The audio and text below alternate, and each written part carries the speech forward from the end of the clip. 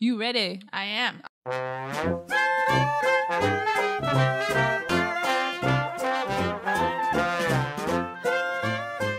Alrighty, and welcome back to another episode of First Reaction Fan Reaction. I am your host, Cailin Clothier, and with me is my co-host. Did your voice just crack a bit? A little bit, but that's okay. It's authentic. Okay. People appreciate the authenticity of the voice crack. I'm Dara Whitman.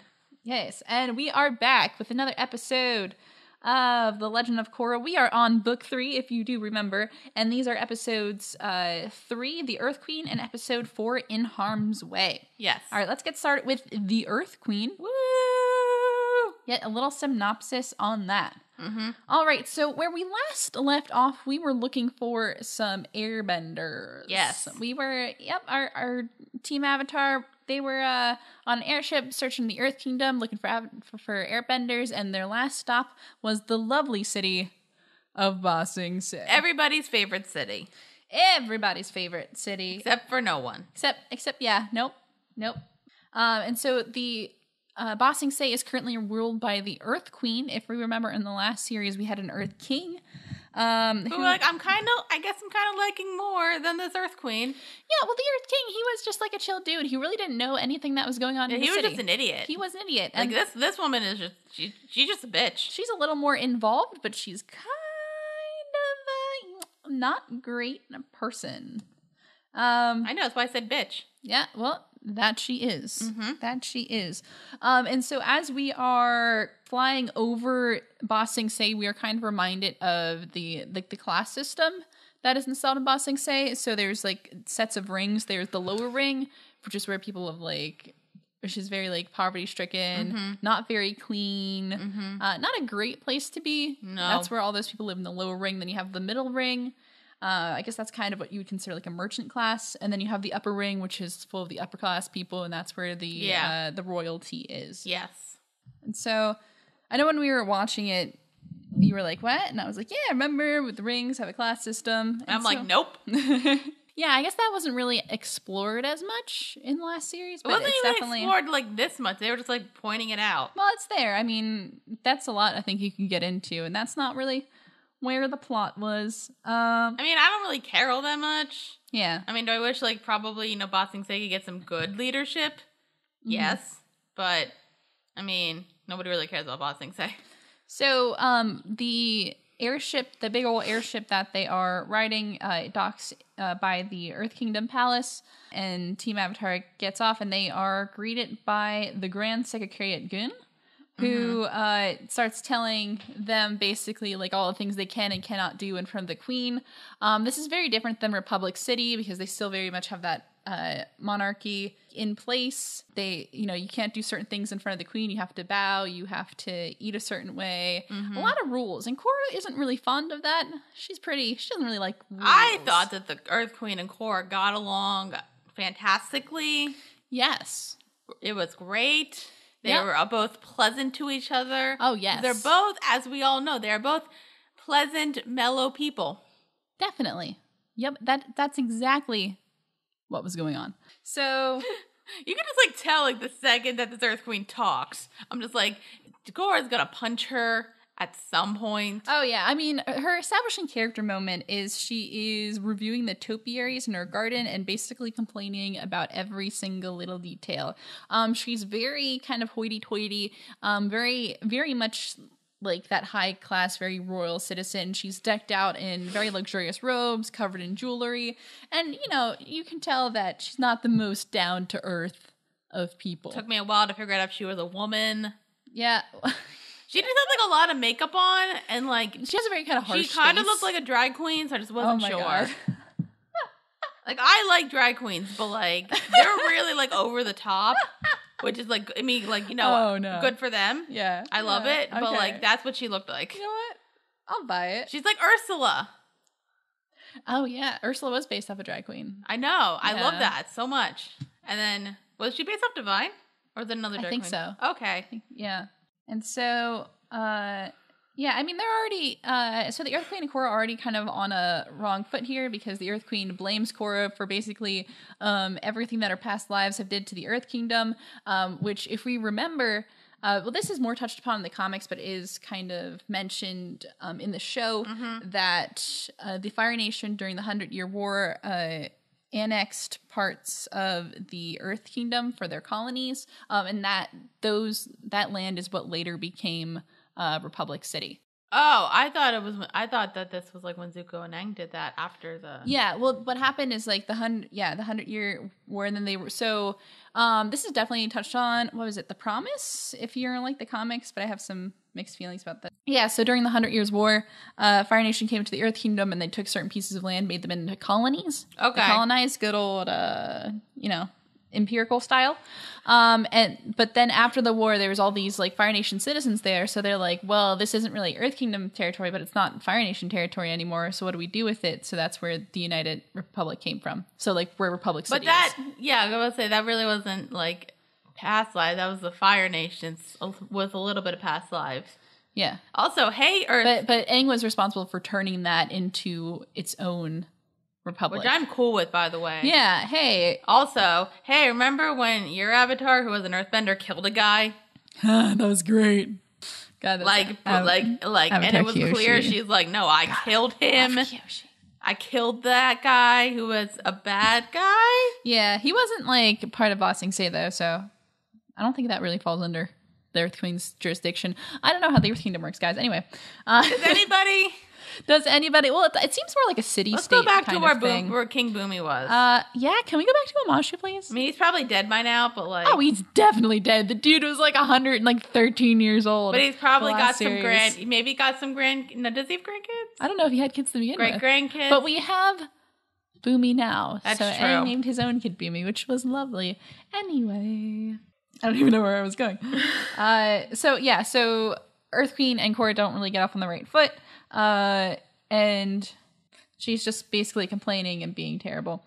And so back in Team Avatar's quarters, Jinora notices Kai isn't there, and Mako and Bolin are like, all right, let's go look for him.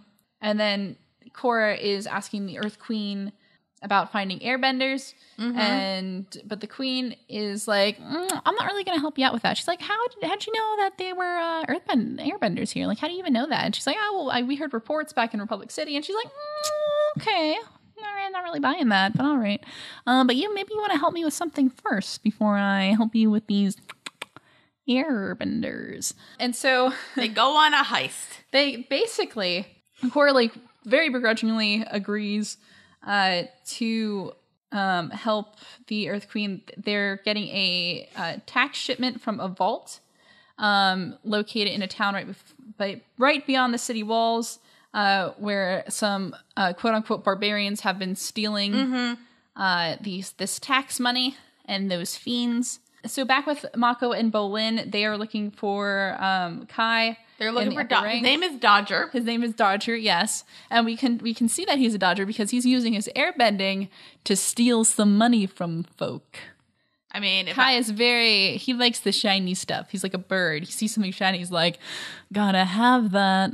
Gotta have it. Just gotta have it. He's like a little baby Aladdin, except Aladdin's a good guy. One step ahead of the bread line.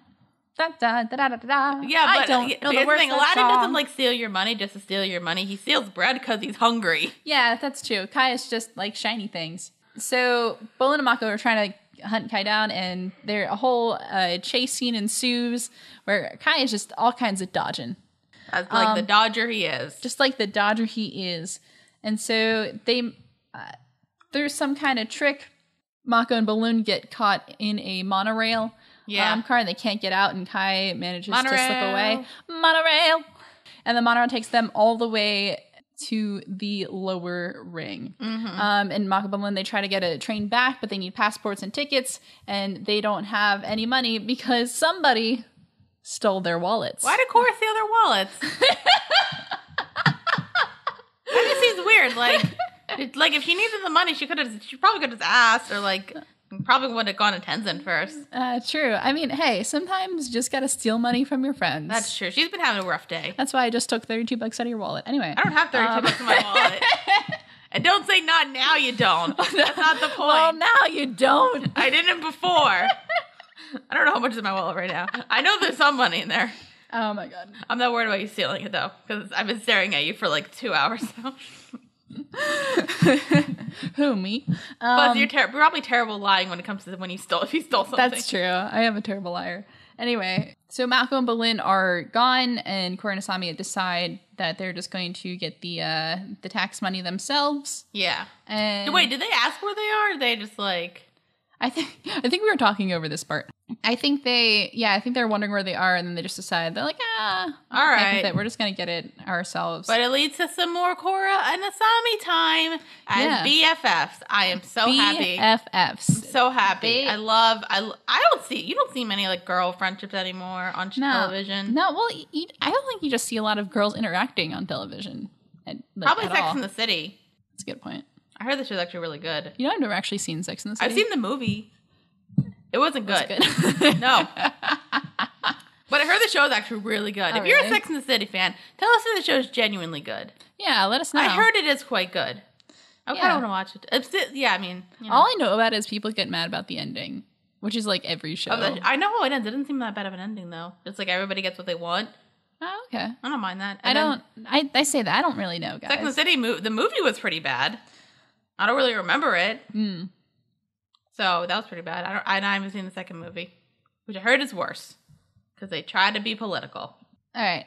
So back to Legend of Korra. So we're going to talk about that girl bonding scene in a second. But back in the lower ring, Bolin and Mako are kind of walking around, and they had to spend the night in the street because they had nowhere to go, which is kind of familiar to them because that's what they used to do. It happened. They used to do that as kids, and so, it's not really that much fun. I don't think they miss it that much. But they're walking by a fruit stand, and Bolin is like, hey, let's do the fruit stand scam that they used to do when they were kids. Yeah. Michael's like, no, I'm not going to do the stupid thing. It's dumb. Also, this fruit looks terrible. I mean, the watermelon didn't look like terrible. It's all like rotten. It wouldn't be like the crispy watermelon that I had last night. That was a really good watermelon. It's like this, probably the mushy kind. I want watermelon now. That's like my favorite fruit. Sounds really good. I could go for we should get like water ice, like Rita's. Where's the closest Rita's to here? It's like 15 minutes. Ew. I live in the middle of nowhere. I would say the closest Rita. You haven't been up to my house tomorrow. The closest Rita's is probably like 5 minutes. There's like 2 nearby that are about like 5 minutes away. God, I hate you. I know. Anyway. No, but you have that one place. What place? What's it called? I don't remember. We talked about it before. Was that Dunkin' Donuts? No. Okay. That one place that we talked about before. Are you talking about Cabela's? Yeah, you have Cabela's. That's still like I have to drive like an hour. You have Cabela's. I've got Costco. It's all good. Oh my god. So if anybody hasn't heard my drunken Cabela's rant, please go listen to it. It's great. Anyway.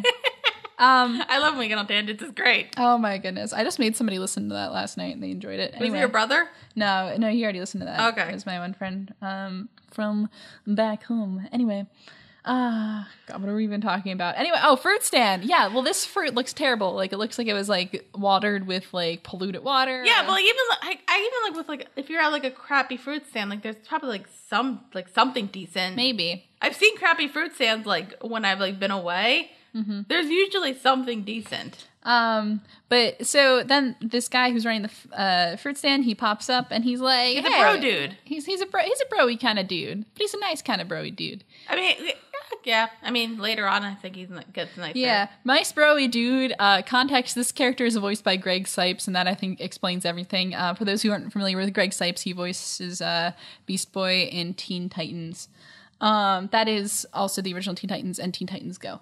And also, he was in the Teenage Mutant Ninja Turtles cartoon. I think he was... Michelangelo. Anyway. Okay.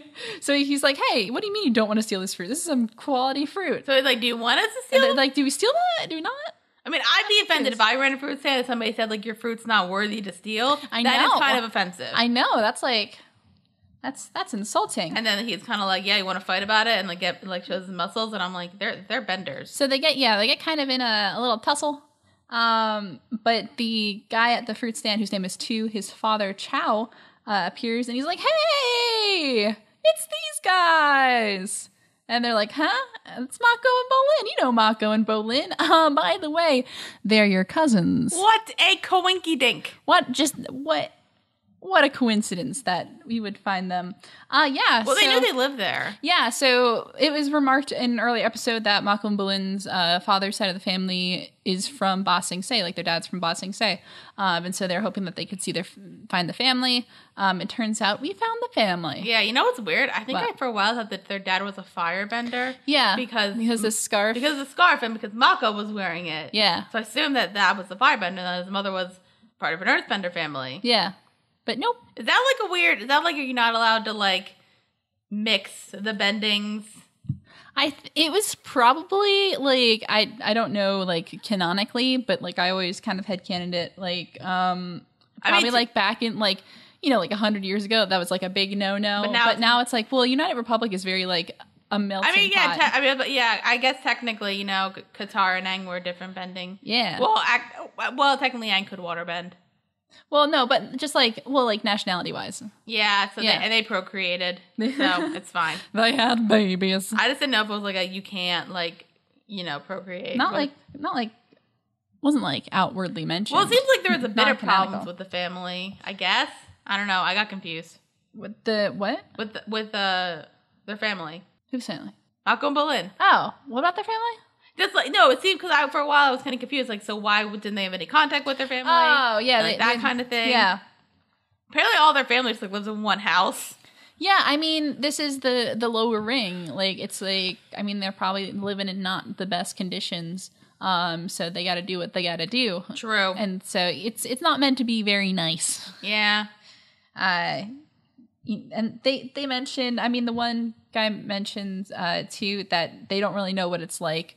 They assume that living in Republic City means that, you're living with like the streets paved with gold, living in a giant mansion, which really isn't how it is at all. Now it's not that bad. No, yeah. But, they all kind of, sounds like they struggled living kind of in the lower ring of Ba Sing Se. Yeah. And so we're going to go to a C plot now. Is this a C plot? I guess it's the C plot. It's like because I'd say like it's like the side A plot, so like the A- plot. The A- plot. All right, let's go with that. So the A- plot, we are in the Northern Water Tribe because. I thought you were talking about. Never mind. Okay, so I'd say it's more like I'd say it's like for the season. It sounds like it's the B plot. It's part of like the overarching season plot. So maybe it's the A plot. Maybe. That's like gonna build. It's like the B plot now, but it's gonna build to the A plot. Maybe we were the A plot the whole time. Why would we be the A plot? I don't know. That doesn't make sense. But anyway, if you remember from last episode, we got a glimpse of old Zuko and his dragon. Old Zuko and his dragon went all the way up to the Northern Water Tribe with Tonrak, who is the chief of the Southern Water Tribe currently. So now they're in the Northern Water Tribe. They're now in the Northern Water Tribe, and they asked... they find the chiefs of the Northern Water Tribe, who are, if you remember, Eska and Desna. Hooray! After their dad kind of went evil and then kicked the bucket, they kind of stepped into that role. And so we're all sad about that. # no, we're not. Also, a quick question. Yeah. Does Zuko's dragon have a name? Or is it, we're just going to call it Zuko's dragon? So I'm thinking like the other dragons that I know, which are in Game of Thrones, I can name one of them. I know the other ones have names. Oh, I just remember their names. Okay, never mind. I'm not going to say them, though. His name is Druk. Druk? Druk. D-R-U-K. What is that? Druk? Does that mean anything, or is it just... It's probably taken from, like, Draco. Like the core word for dragon. I don't think it means anything, though. Anyway, we are getting so off topic here. Like, we have, like, 20 minutes. That's how we get more... That's how we get more interesting. Anyway... Oh, yeah, so all we see is them going to the chiefs in the Water Tribe, Eska and Desna, and they're saying, hey, we're going to go to a secret prison. Want to come with? And they're like, hey, yes. Yeah. And then back in the lower ring, Mako and Bolin, they meet their father's side of the family, which it's a huge, huge family, and they also meet their grandmother, and that's really nice until she's like, hey, so... How is your dad? Are they all doing good? Is everyone doing okay? I hope they're not like 6 feet under or anything. Yeah. By the way, and then they're like, "Oh shit, we got to break the news." Like, you don't know? You guys don't know? How did they did? I kind of get how they didn't know. Yeah. Also, like, how did they die? Were they like killed? It's mentioned in book 1 I don't remember. They were killed by a firebender, which is where the hashtag most firebenders came from. Okay, see, I forget stuff. Yeah, it's okay. That's why Hashtag most firebenders. Hashtag most firebenders. We're just going to bring that one back Why up. would a firebender kill them? Was it like a robbery? I think it's like a robbery. Like, I think they were like mugged. Mako and Bolin are Batman! Mako is Batman, yes. Except they're poor. But that was Bolin's Robin. Yeah, oh yeah. Okay. Yeah. But they're poor. Yeah. So they're not Batman. And Robin. Yeah. Okay. Does that mean Asami's Batman? Because her mother was killed by a firebender? And but her dad's still alive. Oh, true. And she could be she's Batman. Close. She's her dad close. needs to get murdered by a firebender. All right. And then she's Batman. All right. Well, is there a Batwoman? I know there's a Batgirl. There's a Batwoman. Yeah. Who is she? I only hear. She's a lesbian. Anyway. So, yeah, but they mention that, Nakabolin's dad, his name is San, he would like send them letters on occasion, but they stopped hearing from him at a certain point. So they got like a little bit of contact, but they really weren't that in contact with them. And because all they really got was like one picture and then the names of his kids. So that's which how are they Mako knew what they Bolin. looked. That's what they knew. How they knew what they looked like. Yeah, and then from when pro bending was a huge thing, they got news from the sports, and they were able to be like, "Oh, hey, it's those guys!" Yeah. Hey, that's really all the information that they had on them, and they didn't even know that their parents were dead. They were dead. So anyway, back to Korra and Asami. This is the A- plot. This is the A- plot. Yeah, they go to get the tax shipment, but they notice that people are going indoors. They're fleeing because they know something is about to go down. And out of nowhere, this group of it's listed as barbarians here. Is there? They're war boys. They're war boys. Yeah, they basically look like they just rolled straight out of Mad Max and into this Mad Max Fury Road. Mad Max There Fury are several Road. Mad Maxes. That's Get it true. right. Mad Max Fury Road. And they have you seen all of them? Straight. I know. I keep getting sidetracked, but like I only saw Fury Road actually. Okay. I want to go back and watch the rest of them. That's what literally what I did. I saw Fury Road in the theater, and then me and my dad just watched the first three. Nice. But if we want to describe this heist. I've seen parts of Thunderdome, but Thunderdome's not that. It's like the worst, but it's not that bad. Really? Yeah, it's fine. Anyway, but so if I could describe this heist for people, please so go. take like the beginning heist from Serenity, I would say, because like the way that the buildings look, it kind of reminded me of Serenity. Oh, okay, yeah. And then Mad Max Fury Road with the War Boys. Clearly, they just left the Fury Road, and they will be awaited in Valhalla, shiny and chrome. Yes, that is exactly what that is. Yes. And so in a fight scene ensues where it's not that big of a fight scene. No, it's a minor fight scene, but everybody's a badass. Korra and Asami kick butt together, which really, that's all we want. Really, what more do you need? I don't need any more. I'm good. I'm happy. Yeah. And then so the Mad Max Fury Road boys, the War Boys retreat, and their leader says, "This money belongs to the people, not the queen." Yeah. Basically says like you're on the wrong side, basically. Korra's like, yeah, no shit, but and then Korra's like, oh yeah, they're probably right. They're probably right, but we need to get this done first. So then but they got to find their airbenders. So what they gonna do? Has Bossing Say ever been normal? No, I mean it's like a huge like wealthy city with like a really rigid class system. Like, is it ever gonna be normal? I mean, I don't know. Like, tear down your walls, Earth Queen. Tear down your walls. Okay. Anyway, back to the plot. Back to our overarching plot. In the Northern Water Tribe, we have a great scene in the car on the way to the secret prison, where Zuko is explaining like what the secret prison is.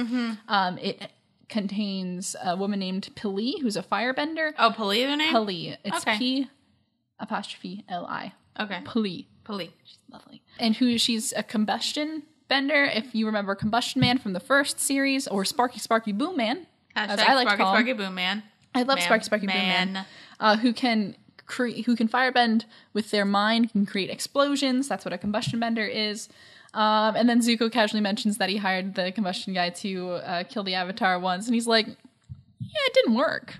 Which you thought was like in book 3, and then I was kind of remembering like. But like so it was like in the very beginning of book 3. Yeah, it was in the very beginning where there's a scene where Azula's basically asking, but there's no like possible way the Avatar could have survived, right? And Zuko's like, nope. And then he like goes higher. He's like, okay, make sure the Avatar dies because this is really awkward for me. Yeah, because I was gonna say like I'm pretty sure Zuko was on their side for like a good amount of season 3. The very last episode with Combustion Man in it is when Zuko's like, no, don't, nope, good, nope. Anyway, so then they go down to the ice catacombs. Yeah. Ice prison. It was a bit where Desna, like, was it Desna? Desna mentioned, like, she tried to kill Korra. Eska mentions that she tried to kill Korra because she ruined her wedding. She's like, it happens. I just love the look on Tonrak's face. He's like, what, you trying to kill my daughter? What? Well, she is the Avatar. People are going to try to kill her. Yeah, well, it happens as we learn in the next episode. Oh my god, we're not even on the next episode yet, and we are so far in this episode. This is awful. This is awful. Is it? Granted, we have like the bits of recording problems, so. Yeah. Oh my god. No, but I still I stopped recording for that part, so this is awful. Anyway, so back with Mako and Bolin, they're talking to their grandmother, and they're talking to I think their uncle and their grandmother, and that's when we see a picture of them from when they were younger. Yeah. Back when the happy times, when everyone was still alive, and it's really cute. Well, it's also a bit like, I mean, I think we brought this up a little bit, like, with explain why their dad's like no longer there. Oh yeah, it talks a little bit about like why they didn't want to help run the one fruit stand that they had. Yeah, he didn't want to like run the fruit stand. Like he had bigger plans in life, and then he had big argument with his father, and then he left, which is why they don't have a lot of communication, because it was not really the best split. Mm-hmm. I guess. Kind of wondering if they had better connection with their mom's family then. That's why I don't know, but we never hear about their mom's family. Because moms don't matter. Because moms don't matter in this god dang series. That's so weird. The grandmother is showing them the letter, and then at the end, Mako takes off his scarf and he gives it to her, which was a great scene because he thinks that she needs it. She needs it more than he does, really. And I'm like, because it was his father's scarf, and he's giving it back to his mother. So sweet. So sweet. Mako does something sweet. Mako's heart grew 3 sizes that day. He does something nice for a woman for once.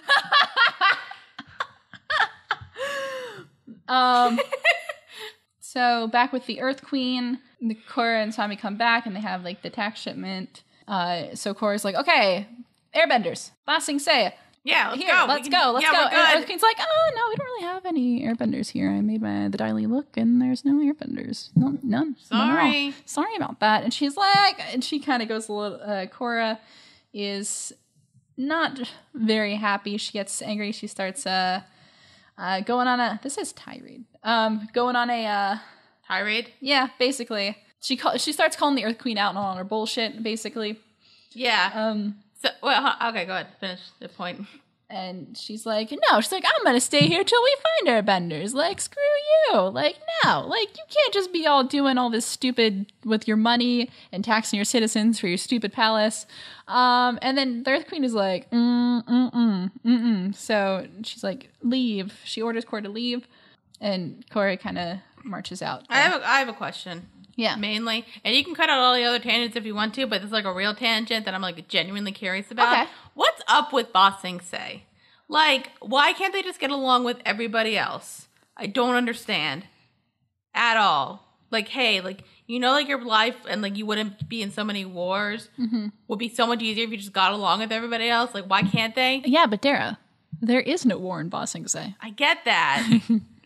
But, like, why? Why is this all, like, why do people, like, why do all these monarchs, like, want to act like they're, like, all these, like, these hoity-toity assholes and, like, not want to get along with everybody else? And I'm like, your life, like, there would literally would be no war in Ba Sing Se if you just got along with everybody. Yeah, but, like, who does that? Everybody else. Okay. That sounds fake, but okay. Like, I know there was, like, the Water Tribe War, but that's because Unalaq is a douche nozzle. True. Okay? Hashtag chief douche nozzle. Yeah, so, like, usually there's, like, the one evil person, but, like, it's always Ba Sing Se, and I don't understand. Why can't they just be normal? That's a great question. I'm sure there's nothing else in the real world that compares to this, but that's besides the point. This doesn't happen in real life at all. No. Nope, not at all. Anyway. So I don't have a good answer to that, but if you do. Unless, like, it is, like, a literal parallel, I get it then. Yeah. It might be. Is it a real parallel? Oh, probably. Okay. I don't. If that's the case, I have to read more up on it. If that's the case, then I will majority forgive it. Yeah. And, like, if you're just trying to do that. No, I mean, I think it's a kind of realistic in you that can cut out, like, all the other tangents and just keep this in. No, I'll keep it all in because we're crazy. Hooray! Anyway, no, so So back with Makabulin's family, they're talking a little bit, talk about their adventures, and Makabulin mentioned that they came here to find some airbenders, and then the family kind of has like this kind of visceral reaction to that. And one of the family members explains that they had a neighbor who was a airbender, found out they were an airbender, but were soon taken by the Dai Li. Yes. And so Makabulin were like, oh shit, we gotta go tell Korra. Yeah, they're taking the airbenders. Yes. And so back in the upper ring, Kai, who's been living in the lap of luxury with all this money that he's stolen, he uses his airbending to rob someone, and the Dai Li finds him, and then they capture him, and they throw him in an underground cell with more people who we can only assume are airbenders, and they say that he is now a member of the Earth Queen's army. And that's where we end that episode. As we actually know, there are no airbenders in Ba Sing Se. There are no airbenders in Ba Sing Se. I don't even get the army thing. Like, you have a really good army. Well, I think airbenders really add another level, because it's super interesting, I think, because nobody really knows what like airbenders as a group are capable of, because airbenders haven't been around for about like 170 years, because if you remember, there was this thing called genocide. Yeah. Where all of them were killed. Well, most of them were killed.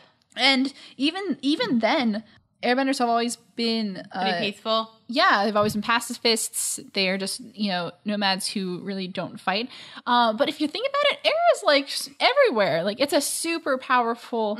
I mean, we kind of get a glimpse of it next episode with Zahir, that was cool. and with Zahir, and just like what you can do as an airbender, as an airbender who just got their bending.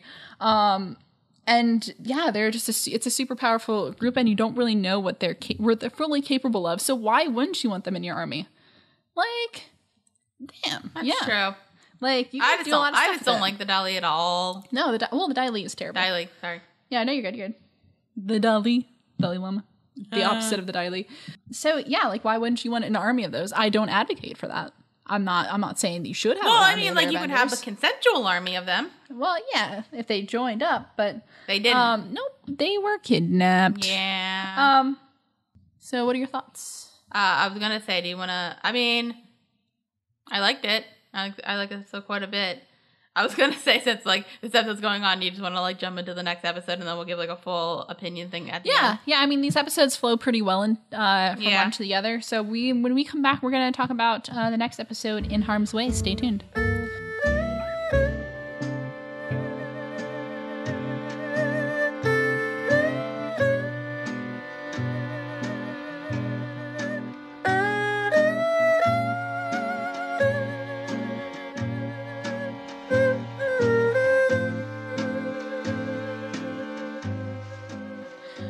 Welcome back, and we are going to talk about the next episode of Book 3. This is episode 4, In Harm's Way. So where we last left off, we're going back to the North Pole, actually. We have Zuko, Lord Zuko, excuse me. Lord Zuko, Tonrak, Desna, and Eska, who they're just kind of scoping out the prison, making sure nobody's coming. Yes. Zuko takes a nice ride on his dragon and says, there's nothing, but we got a snowstorm coming. And then we see this big kind of blizzardy thing in the distance, and Tonak's like, that's no snowstorm. No. It is a big old tank with Zahir, who is using his airbending to create a giant snowstorm. How is he so good? I wanted to touch upon this point. This is something that the creators mentioned, but there's a couple reasons why Zahir is so good at airbending, even though he's only been an airbender for a really short time. Yeah. It's mentioned, this is mentioned in the first series, but even if we go back to beginnings, it's mentioned that bending is more of an extension of yourself, like an extension of yourself than just like a thing. So Zahir, from what we know, is already like a kick-ass kind of dude. Yes. So he already knows a lot about fighting. He knows a lot about it. He's just more able to like utilize this as an extension, kind of using it more as like a weapon of sorts. Not a weapon. I'm not sure how I want to word that. Okay, let's just continue on with my favorite thing right now. Yeah. What is that? Is that the Awesome Gang? Yes. # Awesome Gang. I kind of want a better name for them, but I can't think of anything right now. Yeah, so then a fight ensues as Zahir and the #Awesome Gang catch up and start fighting with a team not as awesome, but still the good guys. And it's just like a good fight scene because I just love these guys when they fight. Oh, it's so good. Like, I love them. And Awesome Gang is kicking butt. Can I say, like, I love them, which is weird because, like, I haven't, like, learned much from them, but they're just, like, they feel just so awesome. Yes. I don't know if they're going to get much character development, but they just exude, like, badassness. Yeah. And, like, they feel like they're not, like, one-dimensional. They're not one-dimensional. They feel like a gang, like, of people, like, who've been through stuff. Like, I'll say this, like, I will, like, if you don't need to make, like, another, like, Avatar, like, show, like, with another Avatar. Make a show about the Awesome Gang. Honestly, because I'd watch a whole miniseries about how these dudes got together. I want a full, like, 5-6 seasons, like, even, like, I guess, like, I'm thinking, like, this, like, I would love it if they did, like, maybe, like, either animated or live action. Just, like, and, like, be like, get it on HBO, like, that kind of thing, like, the next, like, Game of Thrones. Oh my god, I want this so badly. Or even, like, make me, okay, like, I feel like we have some people who are, like, really good artists, like, who listen to us. If you want to make me, like, a comic book series of the Awesome Gang, call it the Awesome Gang, I will love you forever. It's gotta be the #Awesome Gang. #Awesome Gang. I want a better name. I don't love that name. Awesome Gang? Yeah. Do they actually have a name for their gang? Yeah, we'll talk about that later. Okay. Is it not that awesome of a name? No, it works in the context of the show. It probably works because they just exude awesomeness. They do. They just so good. And they just like it's like the little inner we'll talk about that. We'll touch about that in a second. Fight scene, awesome. They get the other Pili out. Pili. Yep. And so and she has like an eye tattoo. Yeah. Yeah. So it's ming-hua. Ming-hua gets her out. H-U-A. Ming-hua. Ming-hua. Ming-hua is gets Pili out, and there's a funny part. She's like, "You can just use the elevator." Yeah. So what Ming-hua is the one who she has no arms that she can water bend. Yeah, she basically has water arms, and it's so badass. And she makes them into ice picks and like climbs up the side of like the ice prison. Yeah. And then Pili comments like, "We could have just taken the elevator." She's like, show off. Like it's one of those little character. They feel moments. like they're like everybody feels like they're friends. Yes, they have like a good back and forth, even though it's been 13 years since they last saw each other. But it feels like they've been through like hell together. Yeah, and like there might be a reason why they are this way. God, somebody make this real. Oh my god. Like honestly, like watching them and like watching like this stuff, I'm just kind of like, man, I hate Unalaq. I know. Unalaq was so bad. He was a horrible villain. He was just and the Awesome Gang is just amazing. Exactly. And we're only on like the 4th episode of the season, guys. Please don't make them get like really like bad, and I won't like them anymore. Like not like you know what I mean? Like not like them and like decharacterizing them, but like. Yeah. But if they do something like horrible, like villainy wise, I will not dislike them. Yeah. Will they get to Unalaq level? No. Okay, good. I'll put that one out there. No. Yay. Okay, let's go. Anyway, so yeah, fight scene ensues. That's gonna be the description. Dara gets really excited by the gang. Yeah. Dara loves the Awesome Gang. I do. So we get to see Zuko is on his dragon. He starts kind of fighting, firebending at Pili, and we get to see Pili do her combustion bending, which is like shooting like explosives out of her forehead. How cool is that? I love it. And so it's just a really good fight. And then they leave the scene. And then Pili and Zahir are reunited, and they share a loving kiss. It's adorable. Are the other two dating? I don't think so. Okay. Not confirmed. I like that if they're not dating, because like it'd be weird if like they were all just paired off. Yeah. So, and I love that Ghazan, he's the lava bender, is like, really? Right now? Do you remember that when they kissed? Yeah. Okay, so we have an airbender. Yes. A lava bender, which is he like an earthbender? Earthbender. So we have all the bending. Yeah. In one gang. All 4 elements in one gang. Oh. Finally. But honestly, actually, now thinking about it, when was the last time, have we ever had like antagonists that had all 4 elements in one? No, because we've never had a bad airbender. We finally have a bad airbender. Hell yeah, guys. I'm so excited. I've already seen this show and I'm just really excited about this. I love this. This is my favorite thing ever. Like, screw everything that's going on in Ba Sing Se. Can we just focus on this? Honestly. I know it's probably going to be the main focus later on. Also, Pali is like 7 feet tall. Damn. What a woman. Anyway. I love this. Anyway, back to the stuff that's still good, but I don't care about. So back with Mako and Bolin, their family manages to hook them up with passports that'll get them access to the upper ring, and they say goodbye to their family. And all of their cousins, because they do not know how to not reproduce. yeah. There's not a lot to do in the lower ring. You could don't they have like some kind of protection? I don't know, like some kind of probably some kind of condoms. Anyway, or vasectomies, or tubes tying. Oh, whoever. God. Anyway, on today's discussion of The Legend of Korra, we talk about Avatar birth control. Too much. Anyway, we talk about too much. So Mako and Bolin meet back up with Korra and Asami, who were training, which was a nice scene. And I love that. It's actually a really good scene. Yeah, where they're. I just like it when I've seen this before where it's like one person who's like superpowered and the other person who isn't, and they're just like trying to get their aggression out, and their friend's like, "Hey, can you stop? This is very painful." Yeah, and then they have a discussion. Well, I don't think they have a discussion here. I think just they're just talking. But so Mako and Bolin fill them in on what the Earth Queen has been doing, and they're like, "Oh shit!" And just then the Earth Queen comes up and says, "Hey, we found some airbenders in the Yang province. So why don't you leave? Be on your merry way. That'll be great." Well, we gotta go get the airbender first, though, miss. Yeah.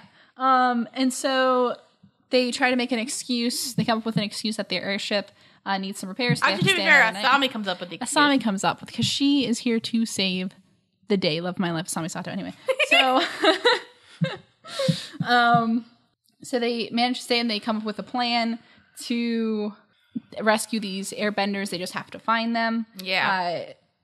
Jinora remarks that she can still do that astral projection out of body experience thing. Yeah. It's just not as strong as it was during harmonic convergence, but she can use that to find the Kai and the airbenders. I feel like it's something we can kind of just like fly by. Like, she goes to one place, looks in like the sewers, they're not there, goes to another place, finds them underneath the Earth Queen's temple. Yeah. So that's where they are. Yeah, and we get a little nice throwback here because the first place they look is Lake Laogai, which was a very good episode in the original series.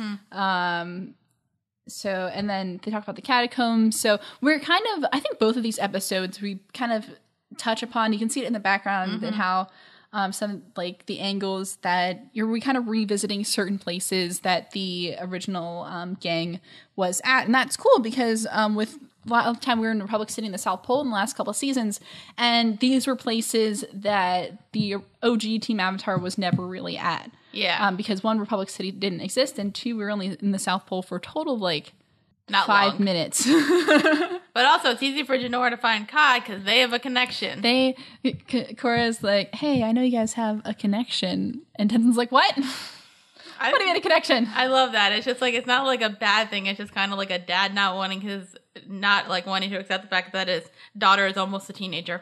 Because she's how, 11 or 12? She's 11. She's basically almost a teenager. She's basically. It's like a first crush. Yeah, it's cute. It's cute. He might be a bit, I don't know. He looks at least 12 or 13. Yeah, probably 12. Yeah, anyway. Either way, it works. Anyway, so they find Kai, and now they gotta go rescue. They feel like they're underneath this temple, so the Earth Queen obviously knows about it. Yeah, they're underneath the Earth Queen's temple, which it's not the palace, but it's another place nearby. Then we got one of my favorite things. Yes. Listen, Legend of Korra finally is listening to us. Yes. And accepting that we give the villains the bad names, which I'm trying to remember the queen. Hashtag Queenie. Yeah. Hashtag Queenie. Queenie Smugface. Queenie Smugface. So yeah, Korra in a bout of anger is complaining about the queen, and she calls her Queenie Smugface. And I'm thank you. Which means that we don't even have to come up with our own nickname for I wasn't this even thinking about character. Yeah. Thank you, Legend of Korra, for actually going into the future and knowing that we were going to exist and making up a name. So hashtag Queenie Smugface. It's Smugface. Smughead. smug face. Hashtag Queenie smug face. So before we embark on our rescue mission, though, we do have a scene in the training compound with all the airbenders. And the Daily is kind of training them pretty roughly and asking them to basically practice airbending on each other. They don't have anybody else. Yeah, really. They're kicking the crap out of each other. So Kai is being very... not really listening. He's been a bit humbled. Yeah, I feel. Yeah, well, he goes easy on the guy he's fighting against because he's being a decent person. Well, he's a nice guy, minus the thievery. He's a good kid. He's a good kid in his heart. And the Daily doesn't like that. They're like, hey, show no mercy. Like, don't help your compatriots. And so they kind of go rough on him, which is child abuse. Again, these people do not get they're abusing a child. How teamwork and armies work. Abusing a child. Okay, but no, aside from the child abuse, yes, they do not get how armies work. Where these people you need to get along. They're just I don't get why this. I don't get Ba Sing Se. I just don't understand it. Why? I need a reason. Why they're always just so messed up. It hurts my little brain. Yeah, and so before they go on their rescue mission, they find out where Kai and the airbenders are. Great. So before they go on the mission, a mysterious knocking comes at their door. I was concerned for a bit. We thought, is this going to be the Earth Queen? Is this going to be one of her lackeys? That's what we all thought, and right? I was like, dang it, I don't really feel like going through this Turns out, it is no other than Lin Beifong. Hooray! Yeah. Somebody we like. God, I love Lin Beifong. She kind of comes in and is like, hey guys, I have a plot for you. Remember that overarching plot of the season? Well, it's coming right at you. Yeah, so we better wrap up this Ba Sing Se thing in this episode. That'd be nice. That'd be great. We can't spend any more time on this B plot. We got to get back to that A plot. There's a bigger thing that's more awesome. So what happened here is that Lin informs them that hey, Zahir is an airbender now. Yes. And he escaped. Tenzin's all what? And he and his buddies got together. They're all together now, and they're all escaped. So Korra is in danger. And Korra's we gotta get the hell out of here. And Korra's like, what? Korra's like, all right, can you slow down? I'm not familiar with this backstory. So Tenzin informs her that 13 years ago. So how old would Korra have been? A kid? 4? Yeah. Right after they found out Korra was the Avatar. Yeah. So right after the, I'm the Avatar, you gotta deal with it scene. These guys rolled it and they're like, hey, we're gonna capture the Avatar. Which, by the way, they bring back to the plot point, which is why everybody was basically like, this is why we kept you here. Yeah. Because of this gang. Yep. That was trying to kidnap you. Why were they trying to capture the Avatar? Who knows? We don't know yet. I want to know. This is so interesting. Yes. Screw Ba Sing Se. Again, let's just wrap up this plot line. Let's get to the awesome gang. Let's get to this shit. God, right. I'm so interesting. I love it. I'm disliking season 2 more and more. Yeah, exactly. So yeah, that brings up a really interesting point about in the beginning of the series. Korra was not allowed to leave the South Pole, and we're like, well, that's kind of weird. Aang was 12 years old and he was traveling around the world. Korra's 17. Well, they said that in season 1 was because Aang and the one group was kind of we want to keep her here. Yeah, but then it was revealed that's not true. It wasn't true, but then it was season 2 was revealed that her father said this. Yes. They all said this, and Tenzin were keeping her, and then she was upset about it. Now we know the actual reason. Yeah, and it was her father, but the reason behind him making that decision was because somebody was trying to kidnap his child. Yes, and then you're like, all right. You know what? Yeah. Makes sense. I respect that. I'm even before I was kind of I was a bit confused, but this totally makes sense.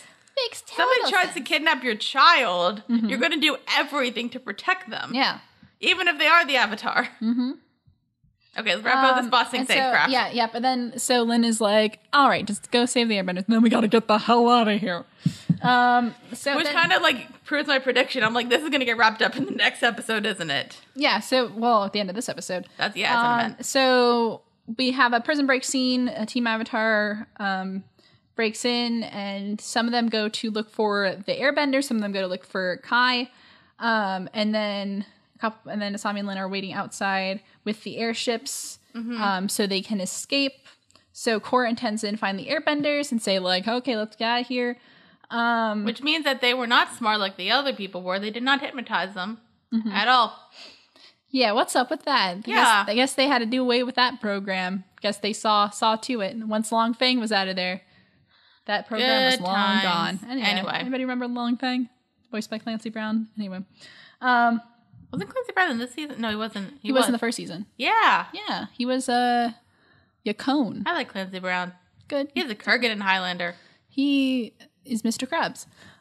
He is. Is he? Yeah, I read that somewhere. Yeah, he is. Anyway, we're getting so off topic. So Bolin, Mako, and Jinora break Kai out, and Jinora gives him a little kiss on the cheek. And I love his face. He's like, and Bolin, he's like, ah, and Bolin is like, ah. And then he's like, Tenzin's not going to be happy about this. And Mako's like, you could just not tell him. And then Bolin's like, oh, but it's so juicy. I'm like, same, Bolin. I mean, it's like, luckily it's not like Kai's like being creepy on Tenzin's daughter, and he's like really concerned for his daughter's safety. It's just a cute little crush thing. Yeah. It's anyway, adorbs. So they manage to escape, and then the Earth Queen is there. And the Earth Queen is like, hey, like, if you steal airbenders, that's like an act of war. And Korra's like, whatever. And so they're all fighting. And then we get to see, it's really cool at the end with the airbenders, they kind of bend air and like a big old group motion and subdue the Dai Li, and they manage to escape. Hooray! I'm like really trying to like go fast here. Yeah. And so they manage to escape and get away. And after they get away, Tenzin asks them, he's like, hey, you are no longer prisoners. You have your own free will. We can find you somewhere safe, or you can come to the Northern Air Temple. I don't want to go. And we can, you can train to be air nomads. And it'd be kind of cool. And all of them are like, hell yeah, let's be air nomads. And then Tenzin starts crying. And like, he just wants his father's dream. I know what can upset him. Yeah. What would you like to share with the class? Oh, that Jinora and Kai are adorable. Oh, yeah. And it's a cute little budding romance. And so while Tenzin and that group of people, they're going to go to the Northern Air Temple, and then Korra and her crew are going to go search for more airbenders in the Earth Kingdom. Aww. And that's where we end that episode. What did you think of these 2 episodes? I really like them. I think we just went on tangents because I'm like, they're just like good episodes. Yeah. Like, yeah, I said, like, man, season 2 was pretty bad. I know, like, you don't really realize how bad it is. It's like, it really until you, like... That's like with anything. Like, you don't realize how bad it is until something way better comes out or comes around. Well, I think I made this comment before when we were talking about book 2. If book 2 had happened in any other show, I'd probably be okay with it. But because it happened in Legend of Korra, which is a sequel to Avatar, like, shows that, like, I have, like, a huge amount of respect over, it was just... terrible. So book 3 so far is pulling through. Yeah, and like as I say, it's like I don't mind the fact that like they're searching for earthbenders, actually not earthbenders, airbenders. Yeah, and I actually really like it, but like I do want them to like meet the Awesome Gang. Yeah, because I love them. Yeah, so much. I need a show. I need a comic book. I'm not a big comic book reader. I will read a comic book. Yeah. Speaking of comic books, I just got the Legend of Korra comic that just came out. Turf Wars Part 1. It's pretty alright. Is the Awesome Gang in it? No, because it's its own kind of plot line. Can the Awesome Gang be in it? I mean, do you feel my love for them? I do. I mean, if they came up with a comic about the Awesome Gang, that'd be great. But also, yeah, we also have to finish this season and the next season first. Before I talk anything about that. So, no, but like, and I kind of like, what the good thing with like the Awesome Gang, which I still want to figure out a better name for them. Yeah. It's just kind of like, they're not like bombarding us with them. It's kind of like subtle. So you get like bits and pieces, and then you're like, but like you want more because like, they seem really interesting. Like, why are they doing all this stuff? Why do they want to capture the Avatar? Do they have is there a plan? Yeah. Like, what's going on? Like, they give you just enough so you're not totally confused. But you want to know what's going on. But you want to keep kind of digging for that info. Yes, definitely. Like, did Aang kill all their parents for some reason? Is everybody's mom dead? Probably, but that's not even related to the point. So yeah, what do you think of this episode? It's a lot of fun. It's interesting to see, kind of revisit some of the introductions of some of these characters. I love that the Awesome Gang is all together again because I really enjoyed. I think they're probably my favorite antagonists in this series. I don't know what the season 4 antagonists are, but so far for me, yes. Yeah.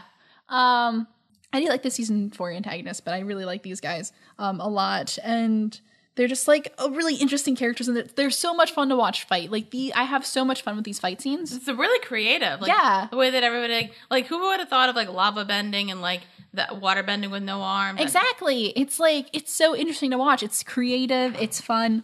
So I just enjoyed watching these episodes again. I kind of, right before we went back and watched these, I almost forgot about these episodes because they're I don't think they're some of the most memorable. I know the prison break scenes are fun. They're kind of fillery, except for I don't know what's going to happen with them. They're not filler. They're just kind of more bridging to get, okay, we need airbenders. Okay, we're getting the airbenders. Now we can kind of move on with the rest of the plot here. I don't know what's going to happen with the Ba Sing Se stuff because, like... Yeah.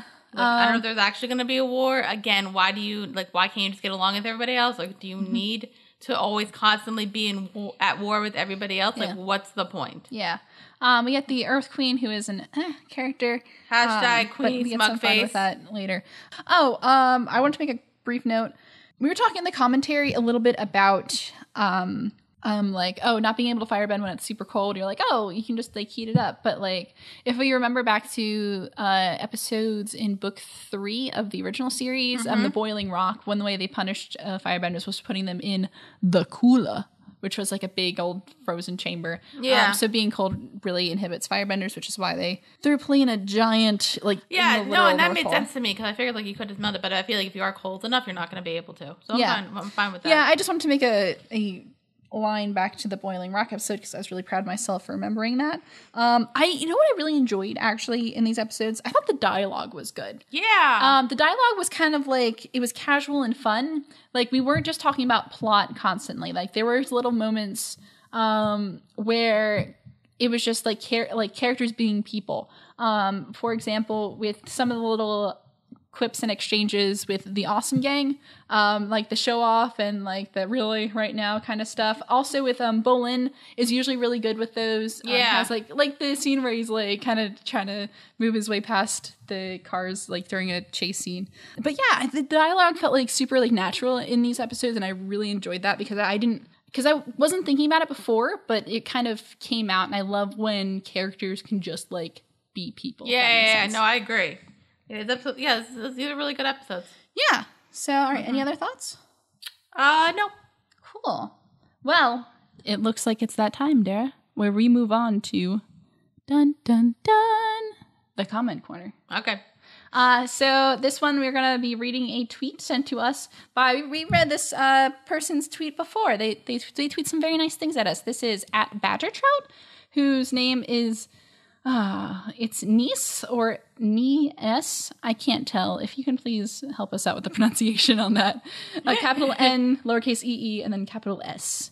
Who says, loved your reaction to the book 2 finale. Hey, thanks. We appreciate that. We had a lot of fun doing that. Yeah, and we're liking that people are like, it seems like you're liking it. Guys. Yeah, comment and leave us some feedback on like what you guys like about it, and because we actually really that's a lot of fun to do. So, and also if you want to leave us like some comments, if basically saying which episodes you want us to do, let us know. Just for the record, we always will do the first 2 episodes of a season and the last 2 episodes of a season.